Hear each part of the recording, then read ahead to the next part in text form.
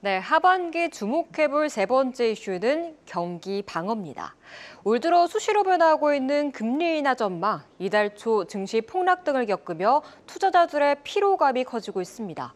여기에다 실제로 금리 인하가 이뤄진다면 사실상 경기 둔화나 침체도 준비해야 하는 것이기에 투자자들은 경기 방어주로도 관심을 주고 있습니다. 대부분의 증권사들은 이 통신 3사, 방어주이자 배당주로 매력이 높다 분석하고 있고요. 또 변동성이 적은 유틸리티, 한국전력, 지역 난방공사 등도 수혜 섹터로 꼽고 있습니다. 거기다가 경기 상황과 무관하게 필수로 소비해야 하는 음식료와 유통도 전통적인 경기 방어 업종으로 제시하고 있습니다. 그렇다면 5분의 와우넷 파트너는 어떤 종목을 유망주로 선정했는지 들어보시죠.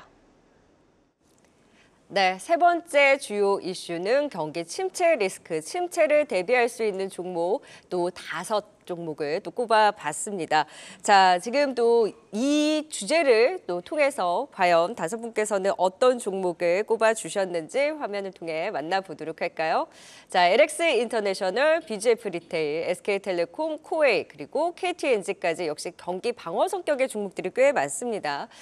그래도 지금 미국의 2분기 GDP가 2.8에서 3%로 좀 상향 조정된 부분도 있고 그리고 주간 실업수당 청구 건수도 예상치를 상회를 하면서 일단 지표상으로는 긍정적으로 좀 경기 침체에 대한 우려가 다소 줄어들긴 했습니다만 여전히 방심을 할 수는 없는 상황이죠. 그래서 우리가 이런 리스크를 대비해서 어떤 종목을 보면 좋을지 각각 총 5종목을 또 선정을 해주셨는데 이광우 파트너님, 네. BGF 리테일 편의점 네. 관련주를 갖고 오셨다면 우리 이제 돈 없으니까 편의점에서 사 먹자 이런 건가요? 정확합니다. 맞아요. 네. 돈 아끼기 위해서. 일단 주제 자체가 이제 경기 침체에 대한 키워드라서 물론 이제 GDP 성장이나 여러 지표들이 조금은 경기 침체에 대한 생각을 좀 진정시켰지만은 우리가 또 9월 달에 금리 인하가 본격적으로 진행되면 네. 또 경기 둔화에 대한 걱정을 또 남게 되거든요. 그래서 이제 내용이 상존해 있다고 생각을 합니다. 그러면은 정확하게 네. 이제 소비에 대한 부분들이 좀 축소되니까 편의점 이용이 늘어날 수 많아진다. 있다는 점. 예, 전통적인 내수 업종의 산업이라고 보시면 좋을 것 같고요. 물론 이제 이 편의점에 대한 점포수가 늘어나는 거는 이제 좀 한계점이 왔을 정도로 포화 상태라고도 얘기를 하는데 그래도 이제 이 상품 내에서 계절적인 성향이라든지 또 경기에 따라서 이 편의점에 대한 매출에 대한 증감이 좀 있거든요. 네. 최근 같은 경우에는 계절적인 요인 때문에 마진율이 좀 높은 음료나 빙과류, 빙과류. 또 이제 지금은 PB 상품 같은 것들이 좀 많이 출시되다 보니까 이익률을 좀 남길 수 있는 상품들이 좀 상당히 많이 보편화되고 있어요. 네. 물론 이제 시기적으로 이제 상황에 따라서 증감은 있겠지만은 만약에 경기 침체에 대한 사인이 나온다라면은 편의점 관련된 종목들을 좀 참고하시라. 네. 우리가 이제 의식주 관련된 종목 안에서 특히나 이제 가까이에 있는 편의점 이용은 또 많이 늘어날 수 있기 때문에 네. 삼각김밥 애용자를 생각하며 네, 도시락 좀 비싸요, 근데 편의점. 많이 올랐더라고요. 네, 많이 오르기는 했지만 식당 가서 먹는 것보다 편의점 이용이 많아질 수 있는 것을 네. 감안을 해서 BGF 네. 리테일을 경기 침체 방어 성격의 한 가지만 더 종목으로. 이야기드리면 네, 주가의 위치도 사실 바닥권이 있기 때문에 맞네요. 실적에 대한 고민보다는 경기 침체 안정적 보겠다. 이 종목에 대한 선택 괜찮은 것 같습니다. 또 낙폭과대 측면에서의 BGF 리테일 그리고 최수창 파트너는 코웨이를 꼽아주셨는데 코웨이가 요즘에 좀 탄력받고 있어요. 그동안 많이 빠졌잖아요. 진짜 많이 빠지긴 했죠. 네. 우선 이게 경기 침체 리스크 주제가 한 가지 얘기를 먼저 하고 싶은데 종목 얘기하기 전에 여러분 이제 그 경기 침체 리스크가 올지 안 올지 아직 모르잖아요. 네. 아마도 아시는 분들은 아실 거고 대다수 모르신다면 꼭 미국의 10년물, 2년물의 국채금리 스프레드를 보세요. 금리 차. 역전 현상 구간에서 정상화되는 플러스 구간으로 올라올 때가 침체 기가 꼭 나타났거든요. 지금 8월 28일 날짜로 마이너스에서 0.01까지 플러스화 됐어요. 요거는 계속 지표를 보십시오. 그러니까 플러스화된 정상화 구간이면 침체 리스크의 우려는 커질 수 있다. 그렇다면 그런 구간에서는 대다수 종목군들이 쉽지 않겠습니다만 코웨이는 그런 변동 구간에서도 상승의 여력이 충분하지 않을까.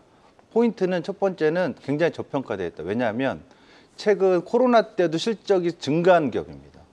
2020년도에. 그래서 한 5, 6년 동안 계속 실적 증가했는데 2분기에 분기 역대 최대 실적인 1조 822억 원을 달성했는데 올해 시장 전망치를 뛰어넘는 연간 4조 원.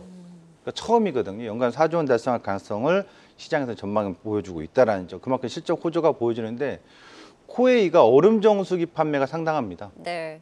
그리고 광고가 청원아이스는 이명우, 그다음에 또 코웨이가 SK매직은 BTS 아닌가요? 그렇죠. 송혜교, BTS예요. 어.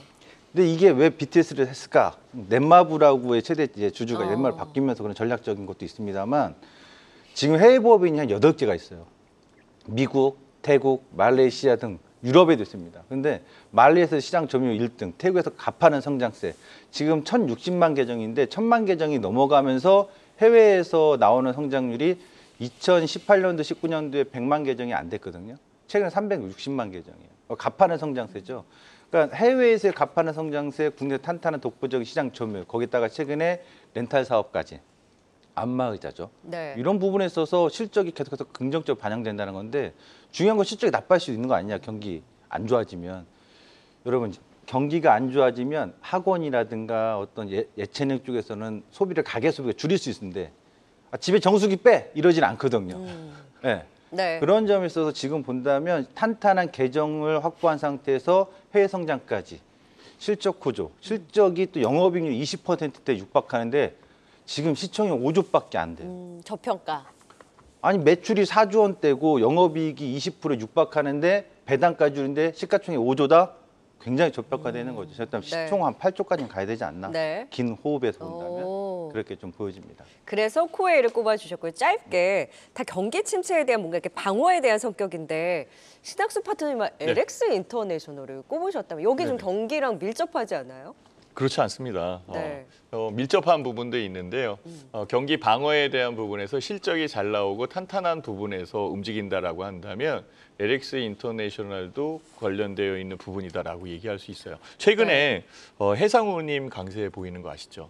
그 부분에서 물류 부분의 실적이 진짜 많이 개선되고 있어요. 근데 경기에 대한 타격을 받으면 거기도 같이 좀 타격을 받을 물류 수 있는 관련되어 거잖아요. 있는 부분이 공교롭게 그 지금 이 중동 지역의 분쟁 라인 그것 네네. 때문에 반사이익을 받고 있는 그런 상황도 있어요. 그리고 핵심 광물에 관련되어 있는 부분은 서로 제재를 하고 네. 있는 상황이잖아요. 이 제재하고 있는 그런 부분에서 확대되고 있는 여건이 오히려 역발상 전략이죠. 그러니까 반대적 부분에서 LX 인터내셔널은 충분히 상승할 수 있는 여건이 만들어졌다라고 판단할 수도 있는 거죠. 네. 그래서 포인트는 여기서 잡아야 돼요. 경기 침체 사실 그래서 경기와 밀접하기 때문에 이 주제의 이 종목 좀 의외였었는데 네. 일단 어쨌든 실적적인 측면으로 타파를 할 수 있는 거에 좀 포인트를 맞추셨다면 맞습니다. 근데 잠시 후에 저희가 실적인 측면을 조금 더 자세하게 살펴볼 예정이니까 네, 일단은 경기 침체에 대한 우려 속에 좀 담아볼 수 있는 방어 성격의 종목들 중심으로 총 5종목까지 또 살펴봤습니다.